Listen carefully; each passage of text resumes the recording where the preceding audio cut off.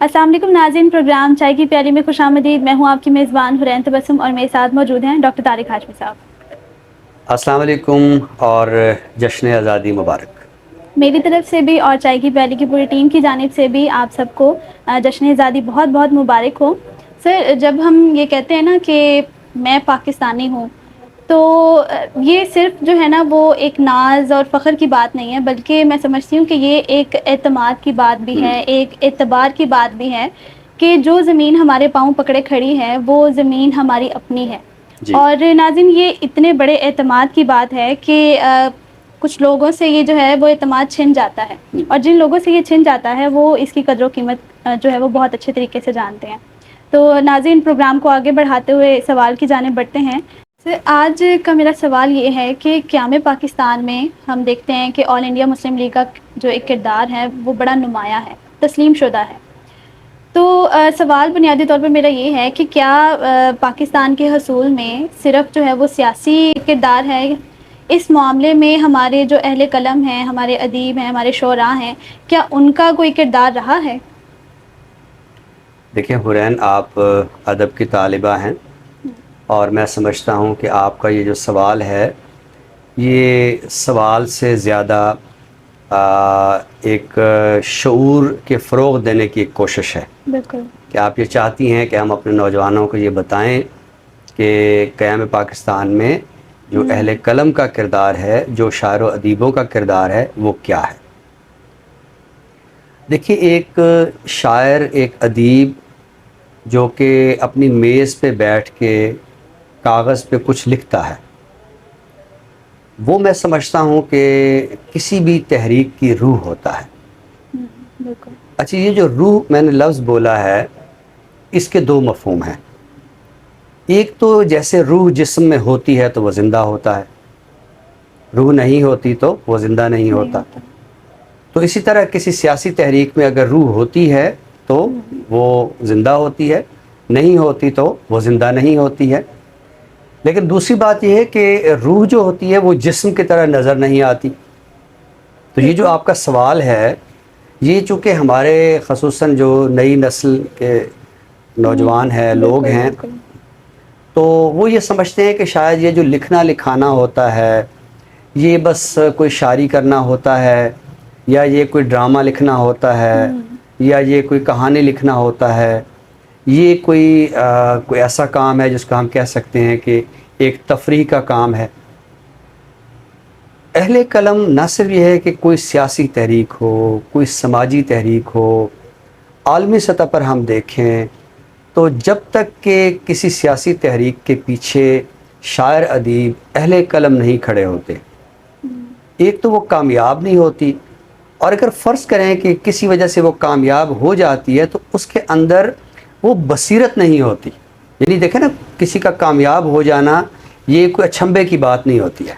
हम दुनिया की तारीख़ में देखते हैं, वहशी कौमें जीत जाती हैं, जो महज़्ज़ब कौमें होती हैं वो हार जाती हैं। तो मैं कहना ये चाहता हूँ कि कामयाबी जो होती है वो असल चीज़ नहीं होती है। आप क्यों कामयाब हुए, आपने कोई जो आप किसी मंजिल पे पहुंचना चाहते थे, आप क्यों जाना चाहते थे। तो खैर, हम असल मौजू की तरफ आते हैं कि क़याम पाकिस्तान में जो शायरों अदीबों का किरदार है वो क्या है। अच्छा, एक तो हम बहुत नुमायाँ नाम हम जानते हैं, जैसे हम कहते हैं शायर मशरिक़ अल्लामा मोहम्मद इक़बाल, या ज़फ़र अली ख़ान का हम नाम लेते हैं, मौलाना मोहम्मद अली जौहर का नाम लेते हैं। मेरा ख़्याल है हमें बहुत पीछे जाके देखना होगा कि इस आज़ादी की तहरीक में कब से अहले कलम ने अपना किरदार अदा किया। यानी 1857 में जो जंग हुई और उसके बाद ज़ाहिर है कि हम एक नौआबादियाती आकाओं के ज़ेर अताब आए, तो उस वक्त अहले कलम ने क्या किरदार अदा किया और क्या कुर्बानियाँ दी। बहुत सारे लोग शायद नहीं जानते कि मौलाना मोहम्मद हुसैन आज़ाद, इनके जो वालिद थे मौलवी मोहम्मद बाक़िर, ये सहाफ़ी हैं और हिंदुस्तान की सहाफ़त की तारीख़ में पहले शहीद सहाफ़त हैं कि इन्हें अंग्रेज़ों ने बहुत बेदर्दी से कत्ल किया था। जिन लोगों को उन्होंने तोप के आगे ठहरा के तो उनके सर उड़ा दिए थे, मौलवी मोहम्मद बाक़िर उनमें हैं। ہمیں نہیں بھولنا چاہیے منیر شکوہ آبادی کو کہ جن پر بغاوت کے مقدمے میں ان کو سزا ہوئی، اور سزا بھی کالے پانی کی ہوئی۔ جزائر انڈمان ایک ایسا علاقہ ہے کہ جہاں کا موسم ہی ایسا ہے کہ جہاں کسی کو بھیج دیا جاتا ہے تو زندگی اس کے لیے موت سے بھی بدتر ہو جاتی ہے۔ تو یہ دو نام میں نے ایسے لیے ہیں کہ جن کو باقاعدہ سزا ہوئی موت کی، یا جو سمجھے کہ عمر قید کی، کالے پانی کی سزا کچھ ایسی ہے۔ اچھا، اس میں دیکھیں 1857 کے وفادار شعراء کے نام سے امداد صابری کی ایک پوری کتاب ہے جس میں انہوں نے ان شعراء کے احوال لکھے کہ جنہوں نے 1857 کی جنگ میں وفاداری کا ثبوت دیا۔ اچھا دیکھیں، ایک تو یہ کردار میں نے آپ کو بتایا، مجاہدانہ کردار۔ میں چاہوں گا کہ ان کرداروں کو بھی ذرا میں تھوڑا سا تقسیم کر کے دیکھوں تاکہ ہمارے نوجوانوں کو یہ بھی سمجھ میں آئے کہ کردار محض ایک طرح کا نہیں ہوتا، کردار کئی طرح کے ہوتے ہیں۔ بالکل۔ تو ایک تو یہ میں نے مجاہدانہ کردار بتایا، ایک وہ کردار ہیں کہ جو اپنی شاعری کے ذریعے ایک جذبہ ابھار رہے ہیں، یا یوں سمجھے کہ انگریز کے خلاف ایک نفرت کو ابھار رہے ہیں۔ ٹھیک ہے، اس میں میں نے بطور خاص میں داغ دہلوی کا نام لوں گا۔ داغ دہلوی کی جب ہم شاعری پڑھتے ہیں تو ہمارے ناقدین کہتے ہیں کہ اس کی شاعری میں واسوخت ہے۔ یہ واسوخت کیا ہوتی ہے؟ واسوخت ہوتی ہے محبوب کو جلی کٹی سنانا۔ یہ چونکہ روایت میں آ رہا ہے کہ محبوب کو جلی کٹی سنانا، لیکن جب واسوخت کا لہجہ آتا ہے تو وہ جلی کٹی سنانا ہے۔ تو ظاہر ہے کہ داغ دہلوی جو ہے وہ اپنی شاعری میں جس کو جلی کٹی سنا رہا ہے وہ اپنے عہد کے نوآبادیاتی آقا ہیں۔ تو یہ ایک الگ طریقے سے کردار ہے کہ آپ غزل میں ایمائی پیرائے میں آپ ایک کردار ادا کریں۔ تیسرا کردار یہ ہے کہ آپ مزاحمت نہ کریں بلکہ آپ وقتی طور سے مفاہمت کریں۔ دیکھیں، یہ جو ایک تو ہوتی ہے نا شکست، ایک ہوتی ہے پسپائی۔ پسپائی شکست نہیں ہوتی، پسپائی میں یہ ہوتا ہے کہ آپ وقتی طور سے پیچھے ہو جاتے ہیں کہ یہ جنگ کا موقع نہیں ہے۔ تو اب یہاں ظاہر ہے کہ میں ان لوگوں کے نام لینے جا رہا ہوں کہ جنہوں نے اس صورتحال میں کوئی بہت زیادہ کانفلکٹ کی طرف نہیں گئے۔ اس میں سر سید احمد خان، اس میں مولانا الطاف حسین حالی، اس میں ڈپٹی نذیر احمد جس کو ہم علی گڑھ تحریک کے نام سے یاد کرتے ہیں۔ تو ان دانشوروں نے یہ کوشش کی کہ یہ وقت نہیں ہے کہ ہم کسی کانفلکٹ کی طرف جائیں، ہم ایک بہت بڑے تصادم سے گزر چکے ہیں۔ اب صورتحال ایسی ہے کہ ہم نے ایک مفاہمت کی فضا پیدا کرنی ہے، اور اس مفاہمت کی فضا میں ہم نے اپنی نئی نسل میں شعور بیدار کرنا ہے۔ چنانچہ سر سید احمد خان نے ایک مدرسہ قائم کیا، وہ اسکول بنا، وہ بعد میں کالج بنا، وہ اب ایک بہت بڑی یونیورسٹی ہے، اور اس یونیورسٹی جو ہے اس نے ایک کردار ادا کیا ہے تحریک آزادی میں۔ یعنی آپ دیکھیے کہ جب پاکستان بنتا ہے تو وہ علاقے کہ جو پاکستان میں شامل نہیں ہوئے، جن علاقوں سے سب سے زیادہ ہجرت ہوئی وہ علی گڑھ ہے۔ تو وہاں سے جو ہے مسلمان جہاں آ کر آباد ہوئے، اس میں بہت بڑے بڑے پروفیسرز کے نام بھی ہیں، خواجہ منظور حسین ہے، اس میں مجنو گورکھپوری ہے، اس میں ابواللہ صدیقی ہیں، کئی ایک نام ایسے لیے جا سکتے ہیں۔ تو علی گڑھ یونیورسٹی نے ایک بڑا کردار ادا کیا۔ پھر ہم جیسے میں نے الطاف حسین حالی کا نام لیا، انہوں نے مقدمہ شعر و شاعری لکھ کر کچھ شاعری کا رجحان بدلنے کی کوشش کی۔ ڈپٹی نذیر احمد نے ناولوں کے ذریعے، یعنی میں یہ کہنا یہ چاہتا ہوں کہ جو میں نے عرض کیا ہے کہ کردار کیا ہوتا ہے، تو یہ جو ہم یہ سمجھتے ہیں کہ کردار جو ہوتا ہے وہ صرف مخالف سے بھڑ جانے کا نام ہے، تو یہ صرف مخالف سے بھڑ جانے کا نام نہیں ہے۔ ظاہر ہے جن لوگوں نے مناسب سمجھا کہ انہیں لڑ جانا ہے، انہیں بھڑ جانا ہے، انہیں مر جانا ہے، تو انہوں نے وہ کردار ادا کیا۔ جنہوں نے سمجھا کہ وہ شعر کے پیرائے میں ایک ایمائی انداز میں بات کریں، انہوں نے ایمائی انداز میں بات کی۔ جنہوں نے مفاہمت کو مناسب جانا، انہوں نے مفاہمت کی ہے۔ تو پھر ہم دیکھتے ہیں کہ وہی توسیع آگے چلتی ہے، اور پھر ایک نئی نسل ہمارے سامنے آتی ہے جس میں عبدالرحمن بجنوری ہیں، جس میں علامہ محمد اقبال ہیں، جس میں مولانا محمد علی جوہر ہیں، جس میں ظفر علی خان ہیں۔ اب دیکھیں ظفر علی خان اور اقبال جو ہے ان کے مابین بھی ایک تھوڑی سی ذہنی کشمکش تھی۔ ٹھیک ہے، یعنی وہ اپنی جگہ ایک کردار ادا کر رہے ہیں، اقبال اپنی جگہ کردار ادا کر رہے ہیں۔ ہمیں نہیں بھولنا چاہیے کہ انگریز سامراج کے خلاف ترقی پسند تحریک نے ایک بڑا کردار ادا کیا تھا، بالکل اور یہ صرف ترقی پسند تحریک کا جو کردار تھا یہ صرف قومی نوعیت کا نہیں تھا، یہ سماجی نوعیت کا بھی تھا۔ بالکل چونکہ مارکسزم کا جو فلسفہ ہے وہ یہ ہے کہ دو طبقے ہیں، اور اس وقت جو دو طبقے تھے ان میں ایک طبقہ وہ تھا کہ جو انگریز ہے یا انگریز کا خیر خواہ ہے، اور ایک طبقہ وہ ہے جو میں اور آپ تھے، یعنی عام لوگ تھے۔ تو ترقی پسند تحریک نے بھی تحریک آزادی میں اپنا ایک کردار ادا کیا۔ اچھا، یہ ساری گفتگو جس پیرائے میں آپ نے سوال کیا تھا اس کو ہم آگے بڑھائیں تو اس وقت بھی ہم دیکھتے ہیں کہ ہمارے سامنے بہت سارا جو ایک سیاسی ماحول ہے اس میں ایک خاص طرح کا ہم دیکھتے ہیں کہ تناؤ ہے، اس میں ایک خاص طرح کی جو سمجھے کہ تند کلامی ہے۔ بد کلامی کا لفظ میں جان بوجھ کر نہیں بولوں گا، ٹھیک ہے، تند کلامی ہے، ہم بہت زیادہ تند و تیز لب و لہجے سے بولتے ہیں۔ اس کی ایک بڑی وجہ یہ ہے کہ اس وقت سیاست کے پیچھے ادب نہیں ہے، سیاست سے جو ہے یہ سمجھے کہ ادب جو ہے وہ تھوڑا پیچھے ہو گیا ہے۔ اب یہ کردار اچھا ہے یا برا ہے اس پر ہم پھر کسی وقت گفتگو کر لیں گے، لیکن میں سمجھتا ہوں کہ ادیبوں کو اپنا کردار ادا کرنا چاہیے۔ اس پوری فضا میں ایک بصیرت کا جو ایک ماحول بنانا ہے وہ ان کو بنانا چاہیے۔ میں سمجھتا ہوں کہ تعلیمی اداروں میں جو اساتذہ ہیں ان کو اپنا ایک کردار ادا کرنا چاہیے، طالب علموں کی ذہنی تربیت کرنی چاہیے۔ حرین، آپ کا سیاسی نقطہ نظر ایک ہونا اور میرا دوسرا ہونا یہ فطری بات ہے، لیکن حرین ہم پاکستانی ہیں، ایک ملک میں رہنے والے ہیں۔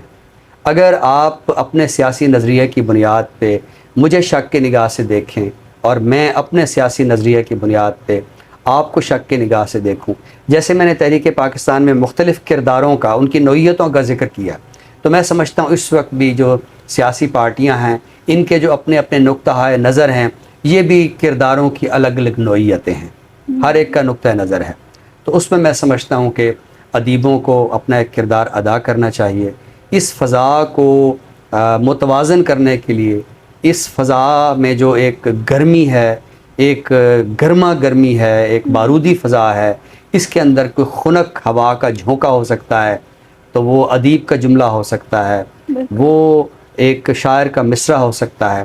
اس وقت بھی میں سمجھتا ہوں کہ اہل قلم کو اپنا اپنا کردار ادا کرنا چاہیے۔ اس ملک کی تعمیر و ترقی میں جو میں نے شروع میں لفظ بولا کہ ایک جسم ہوتا ہے اور ایک روح ہوتی ہے، تو ادیبوں اور شاعروں کو آج بھی ایک زندہ اور متحرک روح کا کردار جو ہے وہ ادا کرنا چاہیے۔ بہت خوب سر، بڑی فکر انگیز آپ نے گفتگو کی۔ اور ناظرین، کچھ لوگ آج بھی سر ایسے ہیں کہ جن کا یہ ایک نقطہ ہے کہ ادب کی تاریخ اگر ہم اٹھا کے دیکھیں تو اس میں مرثیے اور نوحے کے علاوہ ہمیں کچھ نہیں ملتا۔ تو آپ کی گفتگو سننے کے بعد یقیناً ان کا نظریہ ضرور بدلے گا، اور جدید جو صورتحال ہے اس پہ بھی آپ نے بڑے اچھے طریقے سے روشنی ڈالی ہے۔ ناظرین، اسی کے ساتھ ہم دوسرے حصے میں کی جانب بڑھتے ہیں، پروگرام کے دوسرے حصے کی جانب، یعنی تخلیق کی جانب۔ آج چونکہ دن کی یوم آزادی کی مناسبت سے ہم نے جو ہے وہ فیصلہ کیا کہ ہم آپ کے سامنے کلام اقبال جو ہے وہ آپ کی نظر کریں گے۔ ویسے تو اقبال جیسی شخصیت سے جو ہے وہ کون جو ہے وہ آشنا نہیں ہے، لیکن آپ کے سامنے میں ان کی تصانیف کا ذکر کروں گی۔ بانگ درا، بال جبریل، ضرب کلیم، ارمغان حجاز، اور اقبال کی جو پہلی کتاب جو آپ نے 26 سال کی عمر میں لکھی، علم الاقتصاد۔ اس کے علاوہ اسرار خودی، رموز بے خودی، پیام مشرق، زبور عجم، جاوید نامہ، اور مثنوی پس چے باید کرد، اگر میں تلفظ میں غلطی کر دوں تو۔ اور انگریزی کتب کی طرف اگر دیکھیں تو آپ کی ایک کتاب سامنے آتی ہے، ریکنسٹرکشن آف اسلامک تھاٹ۔ تو ناظرین، ہم سنتے ہیں اقبال کی نظم۔ جی سر۔ آج میں نے اقبال کی جو نظم منتخب کی ہے، یہ اس کا انتخاب یوں ہے کہ عموماً یہ سمجھا جاتا ہے کہ اقبال ماضی کی بات کرتے ہیں اور اقبال ہمیں ماضی کی جانب لے کے جانا چاہتے ہیں۔ تو یہ ایک نظم ہے جس میں اقبال نوجوانوں سے مخاطب ہیں، اور اس میں ہمیں اقبال کا جو تصور ماضی ہے یا جو تصور اسلاف ہے وہ نمایاں ہوگا کہ اقبال ان کو کیوں آئیڈیلائز کرتے ہیں، اور کیا وہ ہمیں صرف ماضی میں لے جانا چاہتے ہیں، وہ ہمیں تاریخ کی بھول بھلائیوں میں گھمانا چاہتے ہیں، یا اس کو بطور ایک مثالیہ پیش کرنا چاہ رہے ہیں۔ خطاب با جوانان اسلام۔ کبھی اے نوجوان مسلم تدبر بھی کیا تو نے، وہ کیا گردوں تھا جس کا تو ہے ایک ٹوٹا ہوا تارا۔ بہت خوب۔ تجھے اس قوم نے پالا ہے آغوش محبت میں، کچل ڈالا تھا جس نے پاؤں میں تاج سر دارا۔ تمدن آفریں خلاق آئین جہاں داری، وہ صحرائے عرب یعنی شتر بانوں کا گہوارہ۔ سما الفقر و فخری کا رہا شان امارت میں، بآب و رنگ و خال و خط چہ حاجت روئے زیبا را۔ گدائی میں بھی وہ اللہ والے تھے غیور اتنے، کہ منعم کو گدا کے ڈر سے بخشش کا نہ تھا یارا۔ غرض میں کیا کہوں تجھ سے کہ وہ صحرا نشیں کیا تھے، جہاں گیرو جہاں دارو جہاں بانو جہاں آرا۔ واہ۔ اگر چاہوں تو نقشہ کھینچ کر الفاظ میں رکھ دوں، مگر تیرے تخیل سے فزوں تر ہے وہ نظارہ۔ تجھے آبا سے اپنے کوئی نسبت ہو نہیں سکتی، کہ تو گفتار وہ کردار، تو ثابت وہ سیارہ۔ گنوا دی ہم نے جو اسلاف سے میراث پائی تھی، ثریا سے زمیں پر آسمان نے ہم کو دے مارا۔ حکومت کا تو کیا رونا کہ وہ ایک عارضی شے تھی، نہیں دنیا کے آئین مسلم سے کوئی چارہ۔ مگر وہ علم کے موتی کتابیں اپنے آبا کی، جو دیکھیں ان کو یورپ میں تو دل ہوتا ہے سی پارا۔ غنی روزے سیاہ پیر کنعا را تماشا کن، کہ نور دیداش روشن کند چشم زلیخا را۔ بہت خوب، بڑی عمدہ نظم آپ نے آج عطا کی آج کے دن کے حوالے سے۔ ناظرین، پروگرام کے آخری حصے کی جانب بڑھتے ہیں، یعنی کتاب کی تعارف کی جانب۔ تو سر، آج تعارف کے لیے کون سی کتاب پیش کریں گے؟ آج تعارف کے لیے بھی جو کتاب میں نے چنی ہے تو وہ بھی ان افراد کے بارے میں ہے کہ جنہوں نے تعمیر وطن میں کوئی کردار ادا کیا ہے، اور تعمیر وطن میں سب سے زیادہ کردار اور کون ادا کر رہا ہے سوائے استاد کے۔ بالکل، استاد کا جو کردار ہے وہ بہت اہم ہے۔ بالکل۔ تو روشنی کے سفیر، واہ۔ یہ ایک کتاب ابھی اسی ماہ ہی منظر عام پہ آئی ہے۔ یہ پاکستان کے مثالی اساتذہ ان کے بارے میں ہے، یعنی اردو زبان و ادب کے جو مثالی اساتذہ ہیں۔ تو 2018 میں اس کا پہلا حصہ منظر عام پہ آیا تھا، اور اب 2023 میں اس کا یہ دوسرا حصہ ہے۔ تو اس کی مرتب ہیں ڈاکٹر انجم حمید، اور یہ کتاب شائع کی ہے ادارہ فروغ قومی زبان اسلام آباد نے۔ تو اس میں جن اساتذہ کے بارے میں مضامین ہے، ظاہر ہے کہ یہ فہرست تو بہت ہی طویل ہے، لیکن اگر میں چند اساتذہ کے بارے میں یعنی ان کے اگر میں نام لوں تو کچھ اندازہ ہوگا۔ تو یہ اس میں professor Iftikhar Ahmed Chishti, doctor Iftikhar Ahmed Siddiqui, doctor Alif Dal Naseem, doctor Ayub Sabir, professor doctor Tehseen Firaqi, doctor توصیف تبسم۔ تو یہ ہم دیکھ رہے ہیں کہ اردو زبان و ادب کے بہت ہی عظیم نام ہیں۔ اس میں پروفیسر ڈاکٹر صابر حسین کلوروی، پروفیسر ڈاکٹر ظہور احمد آوان، اسی طرح ہم آگے چلتے ہیں تو ڈاکٹر گوہر نوشاہی، پروفیسر محسن احسان۔ اچھا، اس میں آپ بعض نام دیکھ رہی ہیں کہ جو ہم بطور شاعر ان کو جانتے ہیں، لیکن بطور استاد بھی ان کا بڑا کردار تھا، جیسے کہ محسن احسان کا نام میں نے لیا۔ تو اسی طرح پروفیسر طاہا خان ہے، ڈاکٹر مظہر محمود شیرانی ہیں، پروفیسر ڈاکٹر معین الدین عقیل ہیں۔ تو یہ بہت ہی جامع نوعیت کی کتاب ہے۔ اس میں ان اساتذہ کے حالات زندگی پر بھی روشنی ڈالی گئی ہے، ان کی تصانیف سے بھی تعارف ہے، لیکن اس کتاب میں جو پسندیدہ ترین حصہ ہے میرے لیے وہ یہ ہے کہ اس کتاب میں اساتذہ کے اس کردار کو نمایاں کیا گیا ہے کہ وہ کس طرح طالب علموں کے باطن میں کتاب کو اتارتے ہیں، کس طرح ایک متن جو کہ کاغذ پہ لکھا ہوا ہے یا خود ایک استاد کے ذہن میں ہے اس کو وہ اپنے ذہن سے شاگرد کے ذہن میں اتارتا ہے. بالکل یہ ایک ہنر ہوتا ہے, بالکل. یہ بھی ایک آرٹ ہوتا ہے. تو یہ روشنی کے سفیر کے نام سے ہے. پاکستان کے مثالی اساتذہ مرتب ہیں ڈاکٹر انجم حمید, اور یہ کتاب شائع کی ہے ادارہ فروغ قومی زبان اسلام آباد نے. بہت خوب سر, ہمیشہ کی طرح منفرد اور بڑی اہم ترین کتاب آج آپ نے پیش کی. ناظرین, اسی کے ساتھ ہی آپ سے اجازت چاہیں گے, اور جاتے جاتے ایک دفعہ پھر آپ سب کو چائے کی پیاری کی پوری ٹیم کی جانب سے جشن آزادی بہت بہت مبارک ہو. ہاں, اور اجازت سے پہلے میں چاہوں گا کہ ہمارا یہ جو آج کا دن ہے تو یہ بھی جشن ہے اور عید ہے. تو میں چاہوں گا کہ یہ کتاب آپ بطور عیدی جو ہے استاد کی طرف سے قبول کیجیے. سر, بہت بہت شکریہ. یہ میرے لیے کسی اعزاز سے کم نہیں ہے. بہت شکریہ سر, بہت شکریہ. ناظرین, یہ خاص دن آپ سب کو بہت بہت مبارک ہو. آگے بڑھیے اور ایک نئی سوچ کے ساتھ, ایک نئی فکر کے ساتھ. اور ماضی میں جو غلطیاں ہوئیں وہ سو ہو گئیں, لیکن آنے والا کل ایک نیا دن ہے اور ہماری ذمہ داریاں بھی جو ہیں وہ نئی ہیں. یہ خاص دن ایک دفعہ پھر آپ سب کو بہت بہت مبارک ہو. اسی کے ساتھ ہی آپ سے اجازت چاہیں گے. اپنی میزبان حورین تبسم اور ڈاکٹر طارق ہاشمی صاحب کو دیجیے اجازت. اللہ حافظ. اللہ حافظ.